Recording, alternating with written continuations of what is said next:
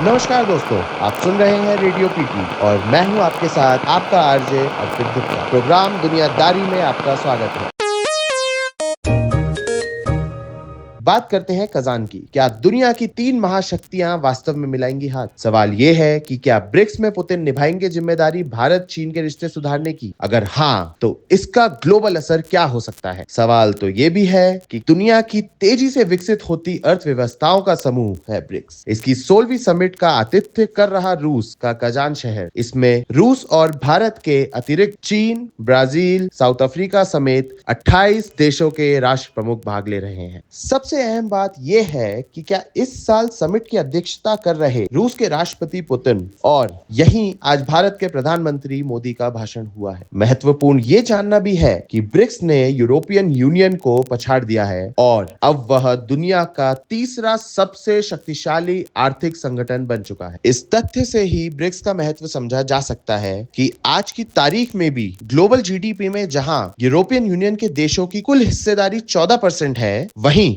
BRICS के देशों का हिस्सा 27 है। हालांकि इसका हेडक्वार्टर चीन के शंघाई में है, जहां किंतु ब्रिक्स देशों का ये अपना अलग बैंक भी है, जिसे न्यू डेवलपमेंट बैंक के नाम से दुनिया जानती है। इसका दायित्व यह है कि सदस्य शहरों को सरकारी या प्राइवेट प्रोजेक्ट्स के लिए कर्जा उपलब्ध कराया जाए। ब्रिक्स का कॉन्सेप्ट राइजिंग इकोनॉमी को दृष्टि में रखकर तैयार किया गया, जिसे सार्थक करते हुए इस वैश्विक समूह में पिछले साल 5 देश ब्राजील, रूस, चाइना, भारत और दक्षिण अफ्रीका शामिल थे, पर अब 40 देशों ने संगठन से जुड़ने की इच्छा जताई है। 34 देशों ने पिछले वर्ष शामिल होना चाहा था और इस वर्ष यूएई, ईरान, इजिप्ट और इथोपिया इसके औपचारिक सदस्य बन जाएंगे। अब सवाल तो यह भी पैदा होता है कि अमेरिका समेत पश्चिमी देशों की नजर इस समूह पर क्यों है और कई देश इसकी मेंबरशिप क्यों चाहते हैं? क्या आपको आश्चर्य नहीं होता ये जानकर कि जहां एक तरफ दुनिया झेल रही है मंदी की मार, तो दूसरी तरफ ब्रिक्स देश इससे बेअसर रहें और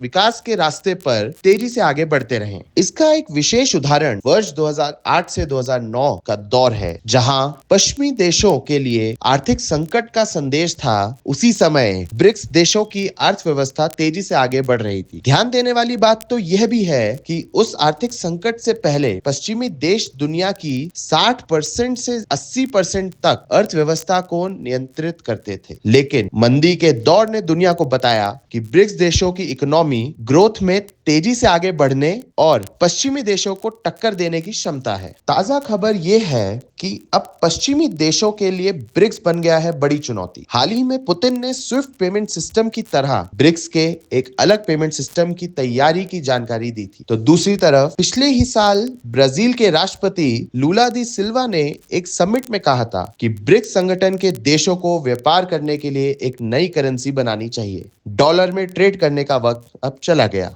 फिलहाल इस दिशा में सिर्फ बात ही हुई है और लगता है कि ये बात काफी आगे की है। फिर भी जब भी ऐसा होगा, पश्चिमी देशों और खासकर अमेरिका के हित खासे चोटिल हो सकते हैं। परेशानी पश्चिमी देशों की यह भी है कि ये संदेश दूर तक क्यों जा रहा है, क्योंकि ब्रिक्स संगठन के कुछ देश इस दिशा में गंभीर हो गए हैं और उन्होंने अपनी नेशनल करेंसी में ट्रेड भी शुरू कर दिया है। इन देशों में चीन और रूस भी शामिल हैं। यूक्रेन जंग के बाद रूस ने नेशनल करेंसी को उपयोग में लाने की आवश्यकता पर बिल दिया है। यही तो है अमेरिका का डर। क्या अपने रंग में रंग देंगे मोदी सबको? अगर तीनों ने वास्तव में हाथ मिला लिया तो अमेरिका का क्या होगा? कहीं दुनिया का दरोगा बेरोजगार ना हो जाए। ऐसी ही दुनियादारी की खबरों से जुड़े रहने के लिए रेडियो पीटी के प्रोग्राम दुनियादारी से जुड़े रहें।